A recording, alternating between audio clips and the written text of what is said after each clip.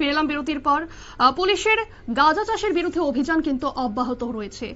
শনিবার সকালে গোপন সংবাদের ভিত্তিতে লেফুঙ্গা থানার ওসি সহদেব দাসের নেতৃত্বে বিশাল পুলিশ বাহিনী লেফুঙ্গা থানাধীন দিঘালিয়া এলাকায় জঙ্গলের মধ্যে সরকারি জমিতে গড়ে ওঠা গাঁজা বাগানে অভিযান চালিয়ে সাফল্য পায় লেফুঙ্গা থানার পুলিশ। এই অভিযানে প্রায় 4000 ম্যাচুরিটি পর্যায়ের গাঁজা গাছ কেটে ধ্বংস করেন। এই অভিযানে নিয়ে লেফুঙ্গা থানার ওসি সহদেব দাস কি জানালেন শোনাবো। আজকে আমি সকালবেলা একটা সিক্রেট ইনফরমেশন পাই জঙ্গলের মধ্যে দুর্বৃত্তভাবে গাঁজা গাছ লাগিয়ে রেখেছে। এই খবরটা পাওয়া মাত্র আমি ওইখানে অভিযান চালাই এবং সেখানে গিয়ে যত সমস্ত গাছগুলি একদম ধ্বংস করে কেটে একদম ডিস্ট্রাকশন করে দিই। কত পরিমাণ গাছ কাটা হয় স্যার? আনুমানিক 4000। গাছগুলি আজকে পর্যন্ত মানে কি পর্যায়ে ছিল? গাছগুলি তো অনেক বড় হয়ে গেছে, ম্যাচুরিটির কাছাকাছি।